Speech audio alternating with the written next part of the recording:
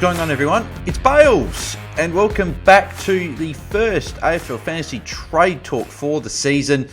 Looking forward to getting stuck into the Trade Talk Wednesdays this season. It'll be interesting to see what people are going to be doing, especially over the first 6 weeks with these bye rounds in. Obviously, for all the first 6 weeks are Best 18, and the first week of Best 18 is this week. So, plenty of options coaching considering. We'll go through the top 10 in and outs, and we'll touch on a few people so sort of also been brought in as well of note. But as always, before we start the video, if you are enjoying the content around here, make sure you do smash a like on the video. It takes 2 seconds and it does really help out the channel, so it's very much appreciated every time you guys like it. And also subscribe to the channel if you haven't already. We're now less than 250 subscribers away from 2,000 subscribers on channel, which is amazing. The support you guys have shown this preseason has blown me away, so appreciate that. If you haven't subscribed, make sure you get involved and subscribe down below. But let's get stuck in. So the top 10 most traded players, no surprise with a couple of the top options, but the most traded in player this week is Tristan Xerri and I think it's Sherry, it's not actually Cherry, it's Sherry from North Melbourne. Obviously scored 121 last week as the main ruckman.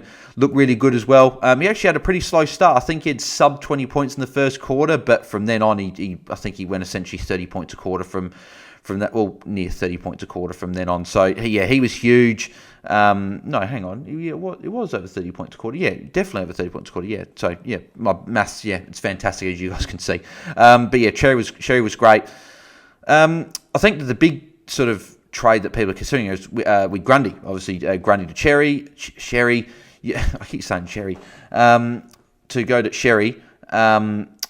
It pockets you, what, 90k or something like that, or it's close to 100k anyway. It might be 80 something k, but it's a substantial amount.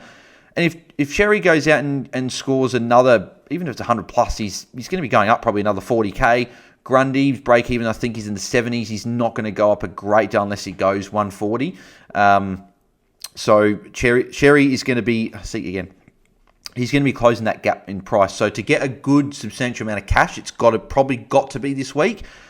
I still think you can wait a week. I still think that Grundy, it was a bit more down to the humid weather the week before. The week before that was humid. And also the fact that Darcy Cameron and Mason Cox have been quite restrictive for rucks. Kieran Briggs only scored a 65 in opening round against Collingwood. So there's now 2 games of data where 2 ruckmen have scored pretty poorly. So that might be a trend continuing. St Kilda this week for Collingwood. Ryan Marshall. Be interesting to see how Marshall goes against Mason Cox and Darcy Cameron this week. But Sherry, I like him as a trade-in. I think if you've got other pressing issues, I think you probably hold Grundy. But if you bring in Sherry, I think of the guys sub 650k is probably going to be one of, if not the best scorer of the players priced under there. So yeah, great option. He's a good option, I think, to bring in.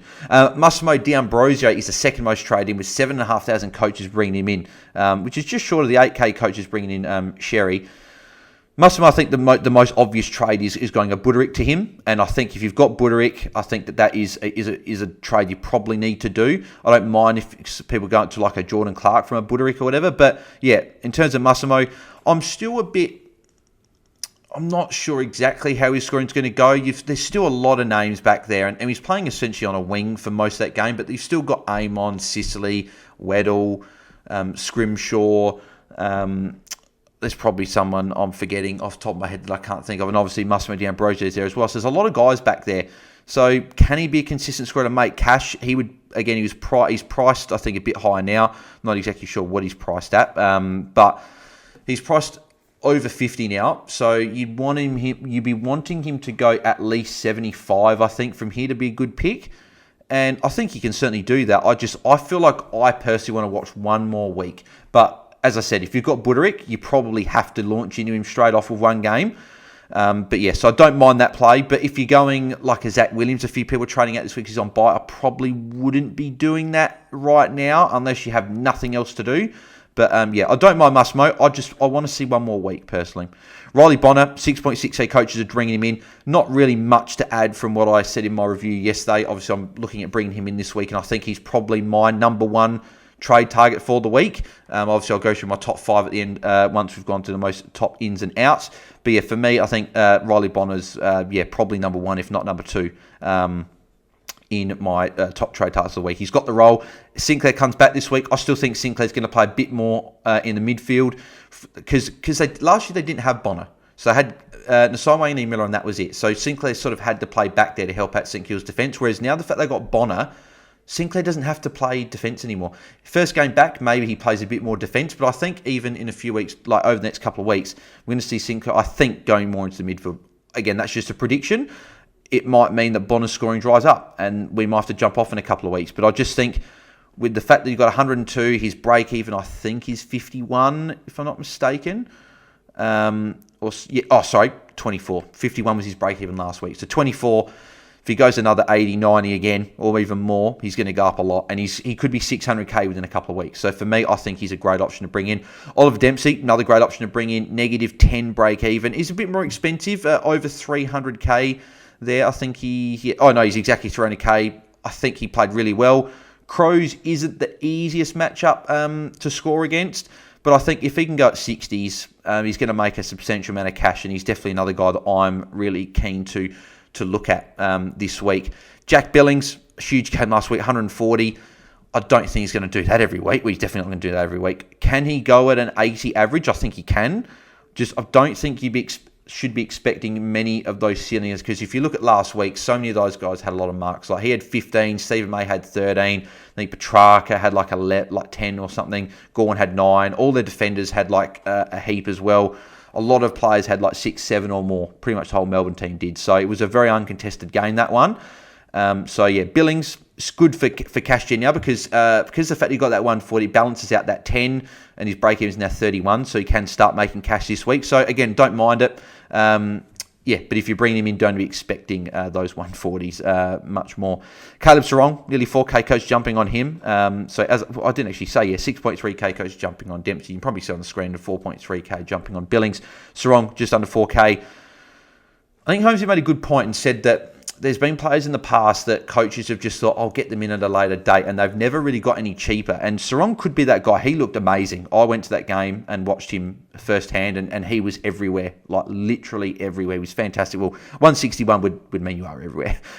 He was very, very good. So for me, I don't mind a play for those coaches that have got a Newcomb and a Wines, and you didn't have a Bonner.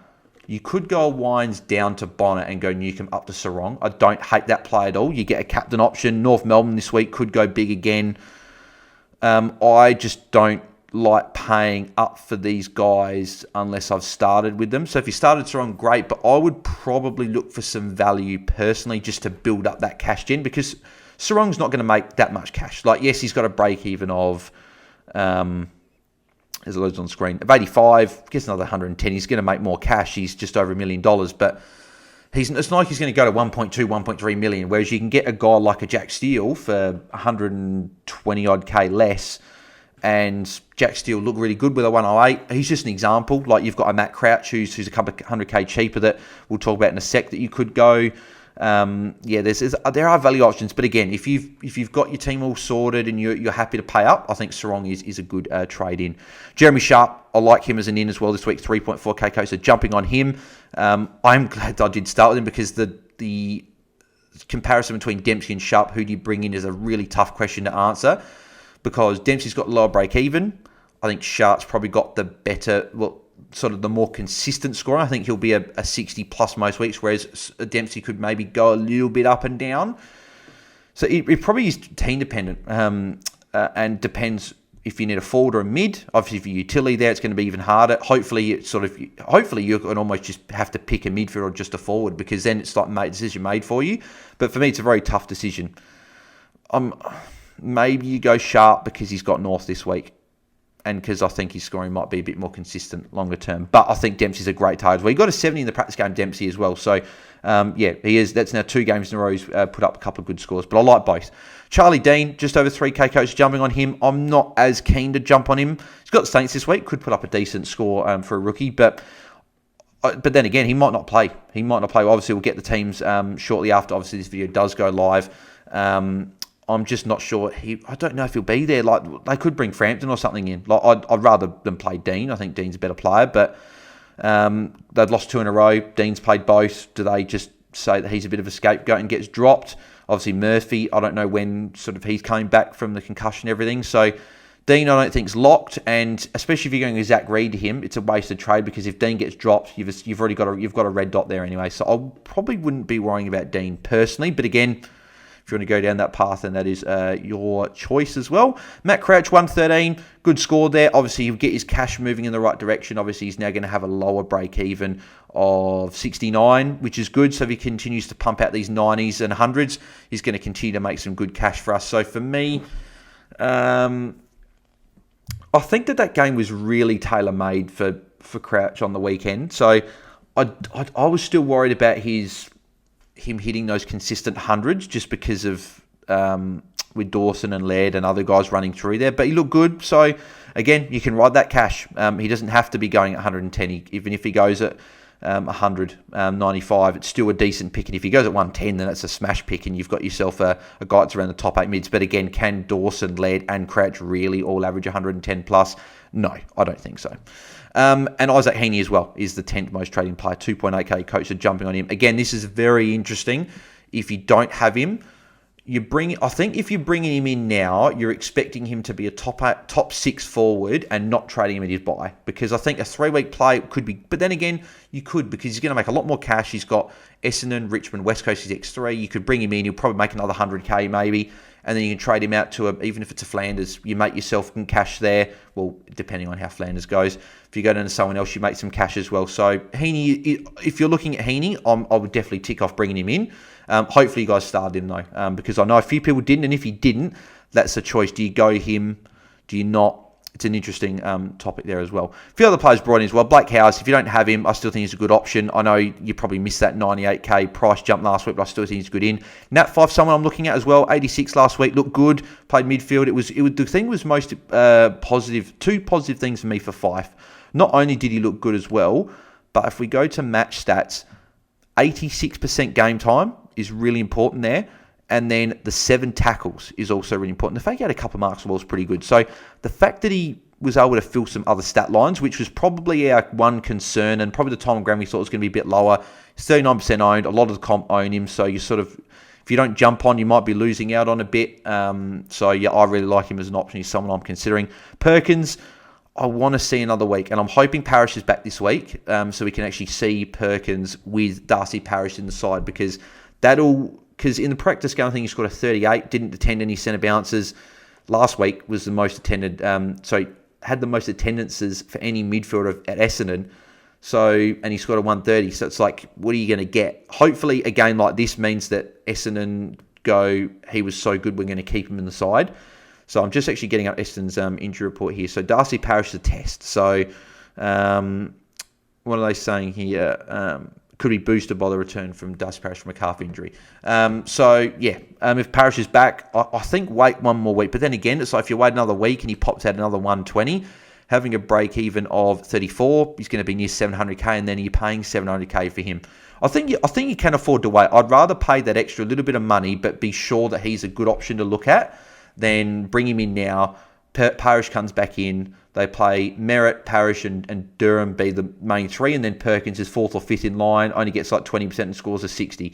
I'd rather look at it this week. But then again, if you're confident that this role's going to go ahead, then I don't mind jumping to him. Marty Hall, don't mind him. Could go Reed to him. I'm personally probably not going to do that. Sheasel, like him if you haven't jumped on him. Toby Pink, he's probably, if you are going Reed out, he's probably one of the guys there, but I wouldn't be surprised if he gets dropped for a Combin or a Big O and Yuan for this week. Matt Scorn, I like him. Kyle McKercher, if you didn't start him, you got to jump on him. Tom Green, I wouldn't be jumping on now. I know he's got West Coast this week, 1K jumping on him. He's got to buy the week after. You just might as well wait another couple of weeks and bring him in and just hope he doesn't go too big this week. It's a bit the same Whitfield as well. If you didn't start Whitfield or Green, I wouldn't be bringing him in now. And Bodie Yulin as well, I'm not really sold on being a consistent scorer, so I wouldn't be looking at him either. Go to the most traded out players. No surprises. Who's going to be the number one? Brody Grundy, 8,500 coaches jumping off him. Again, I don't hate it. I don't hate going him to Sherry. You make cash, so I don't hate it. I do think Grundy can bounce back. We have seen that Collingwood can be a tough matchup. He has got a couple of decent fixtures come, like Essendon, the SCG. Last time it was SCG, sort of 130, and Goldstein, I think he can run him off his feet. I think he can get involved a lot more in that transition play. So I think he can get more there. Richmond, West Coast after that as well, a couple of nice matchups there. So for me, I think I want to hold him one more week just to see. But I'm considering it. I haven't ruled out. And yeah, I don't mind the play if you've got especially if you've got no other issues. So if you've got the next guy we'll talk about, or a couple of the other guys. If you don't have those guys and Grun is your biggest issue, then yeah, go for it, because you make cash from it and they're probably at least going to score the same anyway. Ollie Wines, I am looking at moving him this week. 7.2k jumping on. The argument for keeping him is the fact they played West Coast. Did they really need to put him in the midfield as much? But I'm looking at it from the other point, thinking, well, it was and I know, and people are probably going to say, well, West Coast isn't probably a great matchup for inside mids because it's such an uncontested game. Just because West Coast just not that good, really. Just sort of to use a better term, I sort of don't like saying that team's not very good, but they unfortunately West Coast is still rebuilding. But yeah, 7.2k trading out, and I probably agree with that. I'm probably going to be one of them as well. I just think that in a game against West Coast, they would have rested Rosie and Butters, especially Butters coming off of the couple of the ankle sort of tweaks he had in the pre-season. I thought they would have rested him more forward, but they didn't. He was fourth in line. Horn Francis was the number one banana. Number two banana was Butters. Three was Rosie, and Wines is fourth. Low time on ground as well. And I don't see him burning you even if you trade him out, because I think we all thought he was going to go about that 95, and we were sort of hoping, but he might be closer to a 90, maybe even an 85, and at that point he's not going to burn you. And I think, and I always look at this worst case scenario, he puts a couple of hundreds on you, you can bring him back in. Like, he's going to be still cheap enough, but I don't think you would. I think you'd be trading him out, and I don't think we'll be bringing him back in. So for me, I would be trading Wines personally. Gibkiss, 5.3k coach jumping off. He obviously got to jump off. He's ruled out for the season with an ACL, which is unfortunate for him because he just hasn't had a fair crack at the last couple of years. Well, really since his first season, he's been injured the last couple of years. So hopefully he can come back next year. John Newcomb, 5.1k coach jumping on. People are tossing up between Wines and Newcomb. I'll be trading Wines first. I think Newcomb's still got a good role. Just a poor game. It was Essendon sort of dominated possession there. Again, if it's a bit of a luxury just because a few people have got other issues, but I think Newcomb can be one that, if, again, as I said before, if you can go Wines down, Newcomb up, that's something you could do. You could sideways a Newcomb to a Matt Crouch, or go slightly up to a Jack Steele. I like those sort of moves. Jack Steele's going to be better than Newcomb, I think, this year. So that there are a few moves that you can make with Newcomb. I don't think it's a necessity to trade him out, but yeah, I think that he could go if you do have him. Zach Reid, 4.7k jumping off. He's been rated for 4 to 6 weeks with a hamstring. So going from hamstring awareness and sort of it's not really a hamstring injury, what Brad Scott was saying. So he was talking talking crap pretty much. I know they had to get scans and stuff, but still, like, at least just don't comment and say, oh, it wasn't a hamstring injury. It was sore. Well, I think that's what he said. But anyway, Zach Reid's out 4 to 6 weeks. It's probably going to be useful in a way, rounds 4 and in round 4, that you could probably use him as a loop between Williams and Howes. A lot of coaches have got those two. I don't think I'd be trading Reid out purely because I don't think there's enough options that scream pick me in the defence rookies. Marty Hall's probably the one you could go to, but I think it's 60k or so to get up to him. You could do that. I just think that Marty Hall, he's playing more of a lockdown role. He's not going to score huge anyway. So really, even if he scores 4 and stuff, he's not going to make much cash. So for me, it's a bit of a waste. I'd be waiting for to trade Reid until maybe someone like a Schoenmaker played, or something like that. I'd prefer to probably just hold him for now.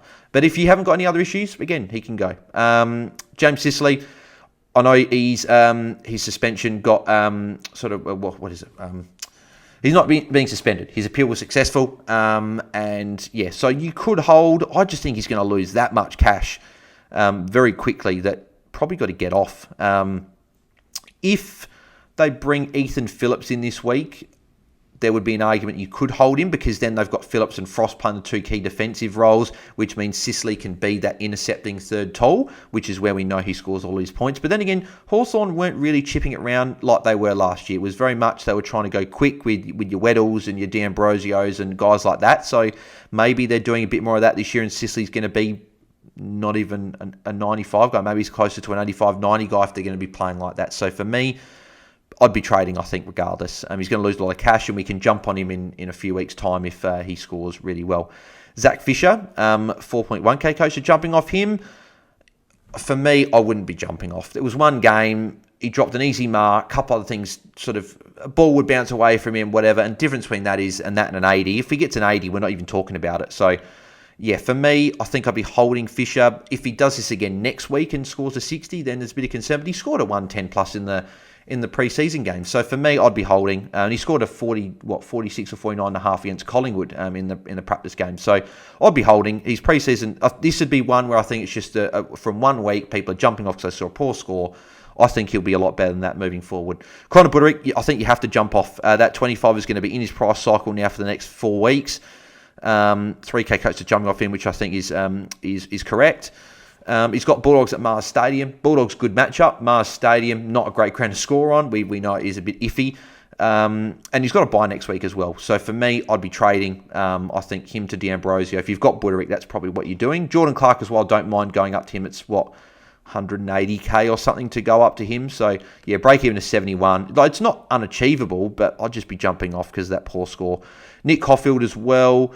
2.9k coach jumping off. I feel like with Caulfield, because it's best 18 for the next 2 weeks, I'd probably leave him there for the time being. And just if you've got other issues to deal with, I'd probably deal with those first. If you could even go a Zach Reid up to a D'Ambrosio and bench Caulfield, that's a play that I could definitely get around, because then if you've got a Williams, you can loop between a couple of players there. So yeah, for me, Caulfield, it's team dependent if you trade him or not. If he's your D6 and you don't have any bench cover, maybe you could go him up to a D'Ambrosio or a Jordan Clark if you've got that much cash. But yeah, for me, again, it's team dependent. But I don't mind if you're trading him out there. Jai Clark as well, 2.3k coach are jumping off. I think that's purely just because coaches want to get on Jeremy Sharp and Oliver Dempsey. Jai Clark's the guy that scored poorly out of all the rookies, so they're just going him across. Again, he's a bit of a worry, 59% time on ground. We know Chris Scott likes doing that with young and mids. We saw Tanner Bruin last year get essentially 60% game time every single game he played, not as a sub. Jai Clark could be a guy that's a sub at any point, be subbed out. So he's a guy at 241. His break even, I think, is a time. What is his break even? 25. It's still very achievable, obviously. But then again, if you trade him out, you bring Dempsey in or Sharp in, then he goes, well, you can bring him back in. He's not at a bad price. He's still going to be on a 300k sort of regardless of what he scores. So I don't mind jumping him over to one of those other rookies. But it really depends. A couple of other players here as well. Zach Williams, 2.2k coach jumping off. If you don't have anything else to do, you could just do it for a 1 week play and bring him back in next week. But I see him as a good player to loop between. If you've got Caulfield and Howes, you can loop between the two. If you've got D'Ambrosio and Howes, you can loop Howes and see how he goes. You're not going to bench D'Ambrosio though, but I'm just using that as an example. So I think Williams is a guy I'd probably look to hold. Hewitt, on the other hand, I would be trading. He's still at a decent enough price that it's not too much of a jump to get to a Matt Crouch. Yeah, it's only 50k or something to get to a Matt Crouch. You need a couple of 100k, you might be able to get a Jack Steele type player. So for me, I'd be trading Hewitt. And he only scored a 60 odd last week. Break even 78. It's not like it's a low break even you're trading him. You can always jump back on him post his buy if he starts pumping out some good scores. Mackenzie I would be trading out, definitely. I'll put I'll say Yo first. Yo, I wouldn't be trading out. It's a tough matchup. I'd be holding, personally. Giants is another tricky matchup. But I think it starts to open up a little bit more for West Coast. I know West Coast aren't going to be a huge scoring fantasy side, but Bulldogs at Marvel, Sydney, Adelaide Hill's a bit tricky. Richmond, Freo, Gold Coast, Essendon, not terrible matchup. So I'd be holding. He's 632k. Not like he dropped a 50 or a 60. The main thing was he got through the game. I know he got managed a little bit through that game with 70% time on ground. I expect that to slowly start increasing as he gets more games into him. I'd be holding personally. And Bont and Dawson will be the final two I'd talk about. Of course, I'd start both, and they both go 90 and 89. You just can't trade them out. I know 1.2k jumping off Bont, nearly 1,000 jumping off Dawson. You just can't jump off them. You started them for a reason. They didn't even have that bad a game, to be fair. Like, Bont played in a very uncontested game, not many stoppages, and we know Bont can score plenty of points from stoppages, so I see him bouncing back as early as this week. So I wouldn't be jumping off him. I know it's at Mars Stadium, but Bont can score really anywhere. And John Dawson as well. That game was not suited for a guy like him. That was Laird and Crouch's game to a T. Wet, sloppy, contested footy, tackles, everything. Dawson still scored a K. He had one bad quarter, really. That third quarter, I think he only had 12 points, somewhere around there anyway. I think, yeah, he was on 49 No, he had 8 points, I think, in that quarter, because he's on 49. I think he ended up on 57 at three-quarter time and got himself to an 89. So he had a good last quarter. He had three pretty good quarters. So for me, I wouldn't be trading Dawson or Bont. They're going to return back, and they're going to be 110 midfielders anyway. So yeah, for me, I wouldn't be trading any of those guys. Top 5 options to bring in this week for me. I think I've got Riley Bonner at number 1. I just think his scoring and the price that he's at, he's going to be outscoring his price by a lot, but also generating a lot of cash. So I'd be even prioritising him over rookies, to be honest, because I think that he's going to kill 2 birds with one stone. He's going to make cash and score points. So for me, Bonner's my number 1. I think number 2, I would be probably going... if you don't have one of Jeremy Sharp or Oliver Dempsey, I like the fact that they're going to make a lot of cash, and cash generation is the most important thing. Obviously, points important as well, but it's very, very important over these next few weeks. So for me, I'd probably have them at number 2. I can't really split them. It's team dependent. Whichever one you don't have, you go, or whichever one you can get in, you get. If I had to pick one now, I'll go Sharp out of the 2, but I like both. Number 3, I will go Tristan Sherry at number 3. Again, if you don't have a Wines, if you don't have a Buderick, and Grundy's your biggest issue, I like that trade over to Sherry, because he's going to make a lot of cash and score good points. And Freo and Carlton next couple of decent enough matchups, I think he can score right there. So I like Sherry as an option. Coming in at number 4 would probably be... if he didn't jump on... maybe Heaney? I think Heaney, probably. Heaney would be my number 4. If you didn't jump on him, I think he could be a top 6 forward based on what I've seen. Surely Sydney don't move him out of the midfield, but he's probably be pretty close to getting 6 Brownlow votes already in the first 2 from the first 2 games. So, yeah, I'd be looking at bringing in Heaney if he didn't jump on him, personally.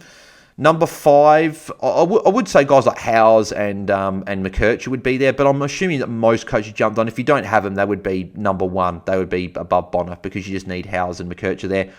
I think at number 5, I would go Fife. I think Nat Fife would be number 5. I don't mind Billings as well. I like Fife's role better than what I do Billings, and I think Fife can be more of a consistent scorer. I think Billings could be a little bit more up and down, but Billings has got the higher ceiling. So if you're looking for the higher ceiling, I would go him, but I do like Fife. I do like Billings, as I said, and also like a Matt Crouch. Obviously, D'Ambrosio I didn't put in my top 5. I just want to see one more week. Archie Perkins I didn't put in my top 5. I want to see another week. So a couple of those guys I want to see a week.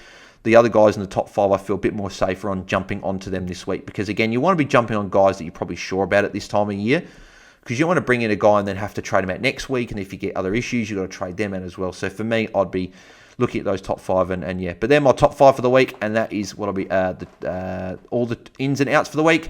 My trades at this stage, I'm going Wines to Bonner. That trade will be locked in. Obviously, it's got to be locked in Thursday night with Bonner playing Collingwood on Thursday night footy. So I'll be doing that trade straight up. Hopefully we saw Whitfield go big, and the Giants defenders go big against Collingwood. Is it at the MCG? I think it's the MCG.